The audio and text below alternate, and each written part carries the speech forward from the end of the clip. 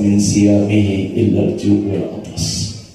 Berapa banyak katanya orang yang berpuasa tetapi tidak mendapatkan nilai apa-apa kecuali menahan lapar dan haus saja.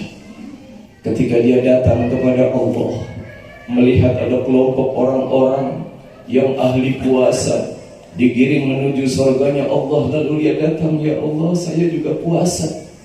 Kata Allah, puasa yang model mana? Apakah puasa itu ngomongin orang? Apakah puasa itu kizib, berdusta? Apakah puasa itu namimah, mengadu domba? Apakah puasa itu yaminul kadhibah, sumpah palsu? Apakah puasa itu an-nadharu bisyahwah, melihat dengan syahwat? Tidak, kata Allah. Bukan itu yang namanya puasa. Puasa itu bukan cuma menahan lapar, menahan haus, menahan jima di waktu siang hari saja, akan tetapi juga menahan seluruh anggota tubuhnya daripada maksiat dan maksiat. Mata ditutup dari maksiat, mulut ditutup dari maksiat, telinga ditutup dari maksiat, maka insya Allah dia akan mendapatkan keduanya. Apa? Lis-shaimi farhatan, kata Nabi. Bagi orang yang berpuasa itu ada dua kenikmatan. Farhatun inda iftari wa farhatun inda liqa'i rabbih. Yang pertama adalah gembira ketika kita berbuka puasa. Di hadapan antum telah disediakan makanan-makanan ringan. Ada di situ korma yang walaupun mungkin korma yang tidak ada nilainya, harganya kecil, tapi itulah yang dimakan Rasulullah Muhammad SAW. Itulah yang dimakan oleh para sahabat-sahabat Nabi. Itulah yang dimakan istri-istri Nabi. Bahkan kadang-kadang mereka tidak sama dengan kita. Di sebelah korma ada gorengan, di sebelah korma ada pisang, di sebelah korma ada minuman yang bermacam-macam, bahkan di sebelah korma ada makanan yang begitu banyak. Tapi Nabi SAW ketika beliau berbuka hanya mendapatkan satu korma saja, dan beliau kuat di dalam satu hari. Istri-istri Nabi kadang-kadang hanya mendapatkan korma satu, dua, lalu diisi perutnya dengan yang namanya air, cukup, tidak pernah mengeluh. Subhanallah. Itulah Nabi Muhammad SAW. Makanya usahakan ketika nanti berbuka, ikuti Nabi Muhammad SAW untuk berbuka dengan kurma dahulu, karena itu adalah sunnah. Itu yang dilakukan oleh Nabi. Kurma satu saja, persiapkan kurma itu. Ketika berbuka, bismillah, Allahumma laka sumtu wa bika amantu wa ala rizqika aftartu birahmatika ya arhamar rahimin. Kurma dahulu.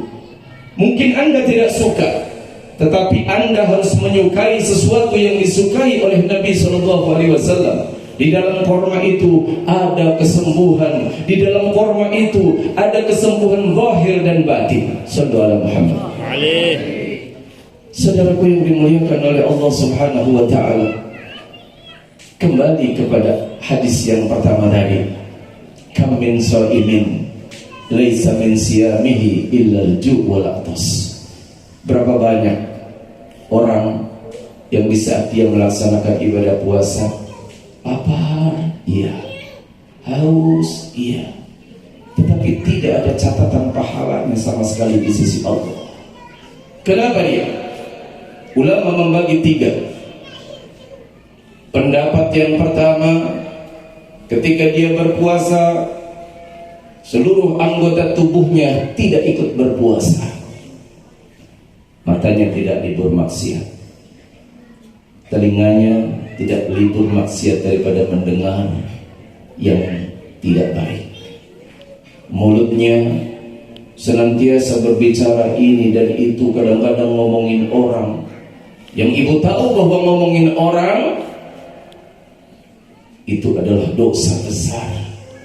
Minal kabair. Ketika Anda melakukan dosa, urusan dengan Allah Subhanahu wa taala akan mudah diampuni oleh Allah, karena Dia adalah zat yang maha penyayang dan maha pemurah. Tetapi ketika urusan Anda dengan manusia, Allah Subhanahu wa taala angkat tangan, silahkan Anda berurusan dengan orang tersebut. Begitu banyak orang membawa amal banyak. Nabi sallallahu alaihi wasallam pernah bertanya kepada para sahabatnya, "Hai sahabat, atadruna manil muflis? Kamu tahu tidak orang yang bangkrut?" Dijawab, orang yang bangkrut itu ya Rasulullah, orang yang punya harta banyak kemudian hilang hartanya. Bukan itu kata Nabi. Orang yang bangkrut itu adalah orang yang amalnya di dalam dunia banyak, sholatnya banyak, sedekahnya banyak, zakatnya banyak, apapun dia lakukan banyak di dalam kebaikan. Tetapi mulutnya tidak berhenti ngomongin orang, tangannya kadang-kadang gampang memukul, sering mencaci maki. Nanti di akhirat, orang yang membawa banyak amal tadi mau dimasukkan ke dalam surganya Allah Subhanahu wa taala, datang orang-orang yang dicaci maki tadi, datang orang yang diomongin tadi, datang orang-orang yang dipukul tadi, datang orang-orang yang dihina tadi. Mereka menuntut kepada siapa? Menuntut untuk mengambil daripada pahala orang tersebut. Diambil tuh pahala. Ya Allah, pahala sudah banyak diambil sedikit demi sedikit, karena yang ngomongin banyak, dia ngomongin orang sampai habis itu amal. Tapi masih banyak orang yang sakit hati kepada dia. Akhirnya bagaimana? Ya Allah, kata Allah, masih banyak dosanya. Bagaimana? Kejelekan orang ditimpakan kepada orang tersebut.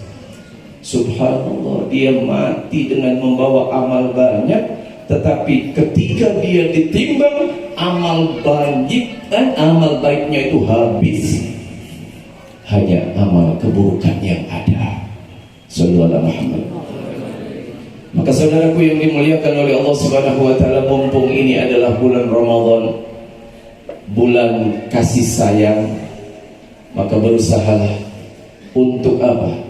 Untuk saling berkasih sayang di antara kita. Yang ada di tempat ini adalah bukti orang yang saling kasih sayang. Irhamu man fil ardi yarhamkum man fis sama. Kata siapa? Kata Nabi. Irhamu man fil ardi. Kasih sayangnya orang-orang yang di muka buminya Allah Subhanahu wa taala. Yarhamkum man fis sama. Allah, kemudian malaikat, arwahul anbiya akan menyayangi kita semua di tempat ini. Amin. Jangan beranggapan bahwa amal kita sudah cukup dengan sholat dan sholat. Tidak. Sedekah, ini adalah waktunya sedekah. Anda memberikan buka kepada orang yang berpuasa, itu nilainya Masya Allah sama dengan orang yang berpuasa tadi. Kalau kita memberikan bukaan kepada orang 100, maka kita diberi pahala 100 orang yang berpuasa yang diterima oleh Allah. Enak tuh. Hanya memberikan makanan sedikit, dimakan sama orang yang berpuasa, kita di rumah dapat pahala berapa? 100 orang kalau seandainya orang itu melaksanakan. Dulu ketika kami di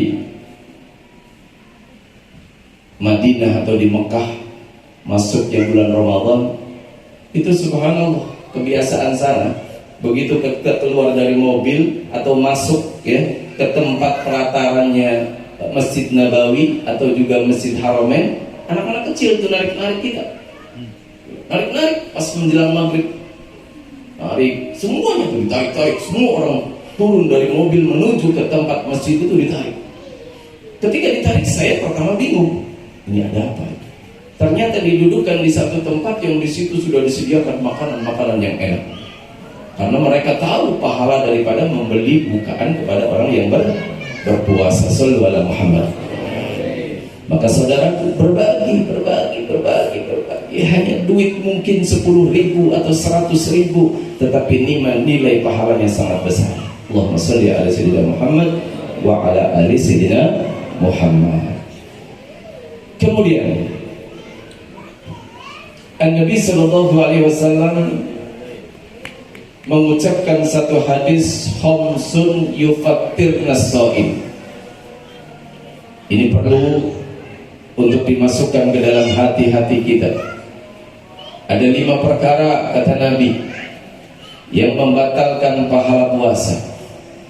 Membatalkan bukan menurut ilmu fikih, tidak, tetapi yudhibna ajrohu, menghilangkan pahala puasa.